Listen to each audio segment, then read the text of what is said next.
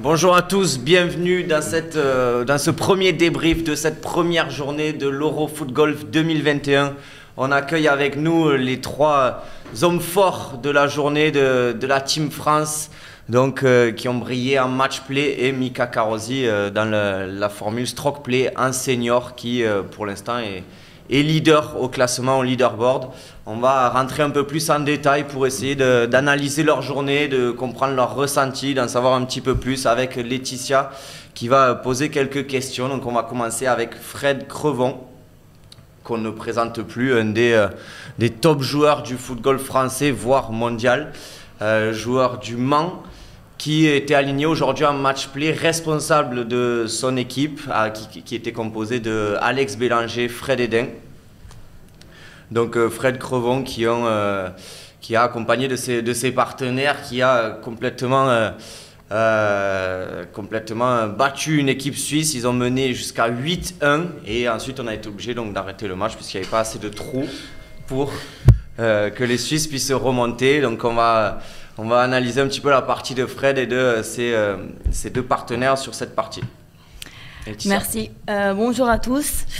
Alors, premièrement, je voulais savoir, vu le match d'aujourd'hui, on a vu que vous avez beaucoup joué sur les remplacements. Et justement, on aimerait savoir si c'était un jeu stratégique ou si c'était plutôt fait au feeling, quoi. On en avait discuté hier soir avec les gars. Je pense qu'on a tous les trois les qualités pour jouer. Il y a des jours où on est moins bien que d'autres. Il y a peut-être des trous où on se sent moins bien que d'autres. Donc, on a aussi l'avantage d'avoir deux droitiers et un gaucher. Donc c'est vrai qu'on a beaucoup tourné, ça nous a bien souri. Je pense que les trois joueurs sont ressortis de cette partie hyper contents parce qu'on a tous apporté notre pierre à l'édifice.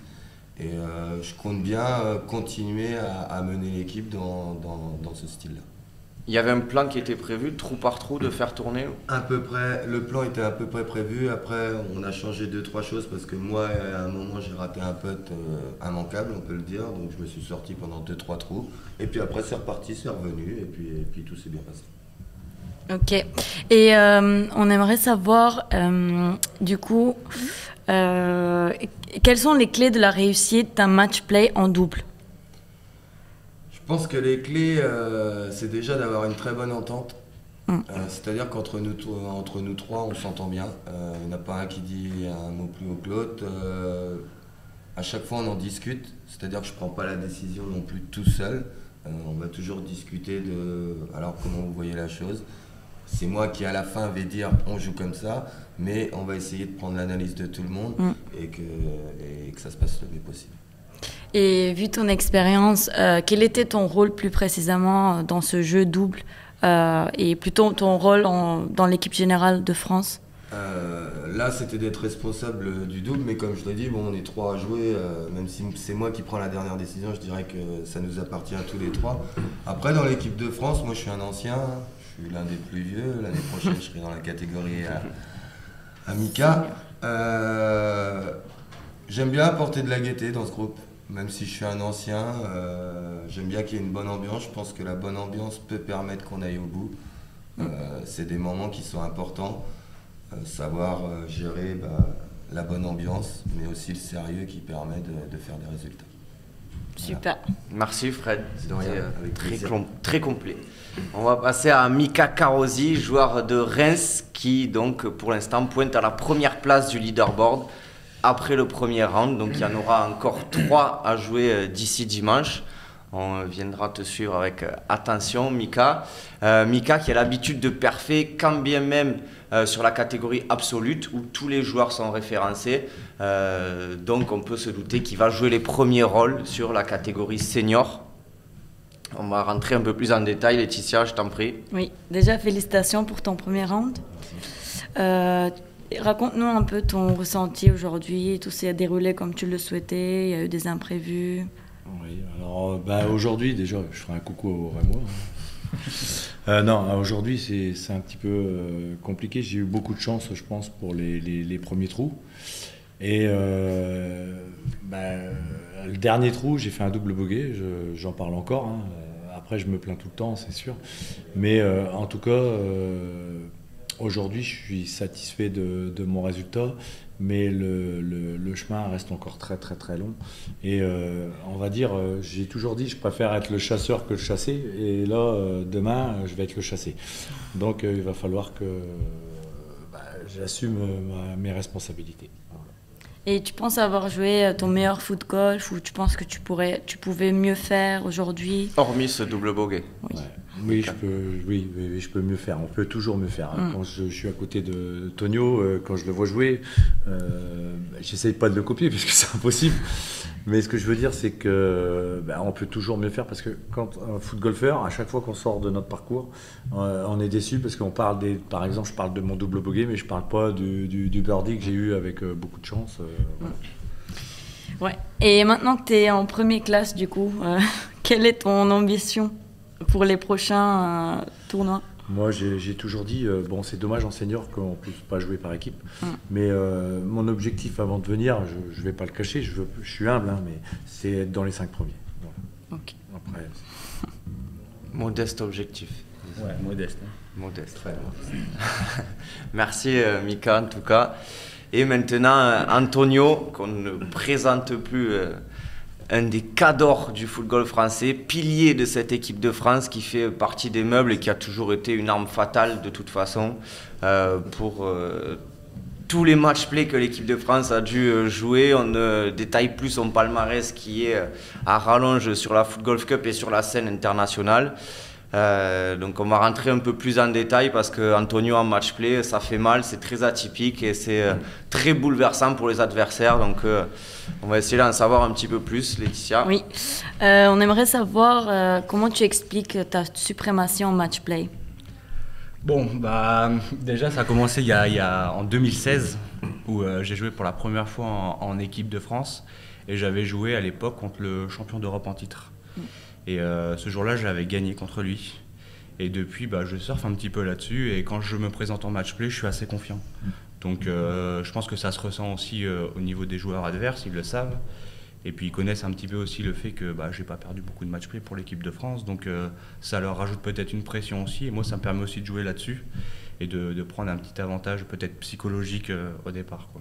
Voilà. Super.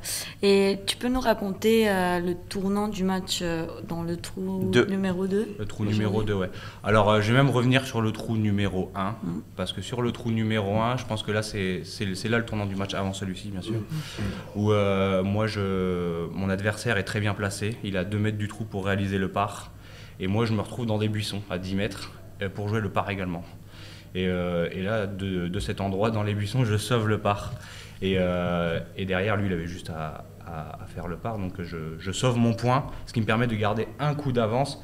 Et quand on a un coup d'avance en match-play, on a toujours ce petit avantage psychologique, et même dans le jeu, où on va se concentrer sur ce que fait l'autre d'abord.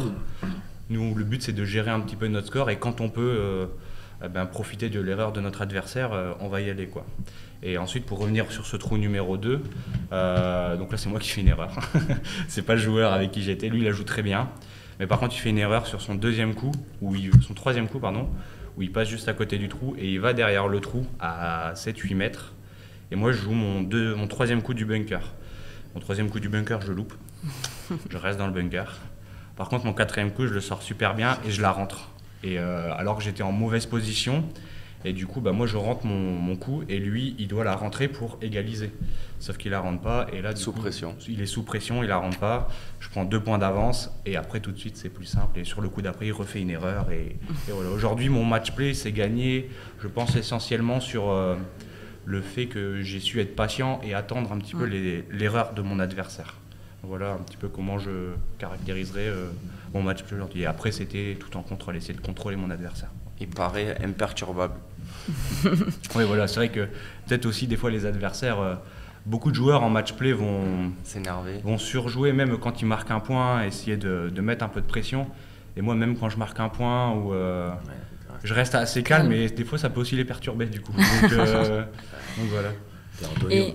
Et tu penses quoi de cette équipe de cette année? Tu penses qu'en 2019 vous étiez mieux ou vous avez beaucoup bossé je pense qu'aujourd'hui l'équipe de France a jamais été aussi forte. c'est en partie grâce aux joueurs, mais grâce aussi, je pense, au boulot de la FFG qui a été fait depuis des années de développer le foot golf et du coup de ramener de plus en plus de joueurs et du coup de faire éclore aussi de plus en plus de pépites qui peuvent intégrer l'équipe de France. Aujourd'hui, je pense qu'on a un groupe très très homogène qui peut aller très loin, quoi. Donc oui, je dirais que l'équipe de France 2021 est meilleure que l'équipe 2019. Super. En tout cas, j'espère que le résultat, ça me fera ressentir. Mais on n'en est pas là. Pas mettre la charrue avant les bœufs. Avant ça, il y a 2 matchs de poule à concrétiser. La Belgique puis l'Espagne. Ça sera peut-être l'occasion aussi d'essayer de ménager un petit peu les formes physiques. Parce qu'à chaque fois, il y a des remplaçants sur le simple avec un joueur qui ne joue pas et qui peut intégrer une composition sur un match éventuellement plus abordable. De même sur les doubles, de manière à faire davantage tourner.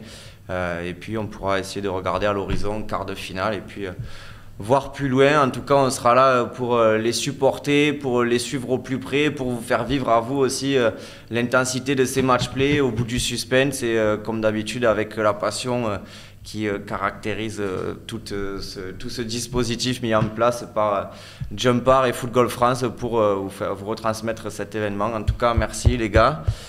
Bonne chance, reposez-vous bien ce soir, mais ça j'en doute pas. Et puis le silence en dit long. Et puis merci beaucoup, à demain. Bonne soirée. Beaucoup. Merci. Merci. Merci.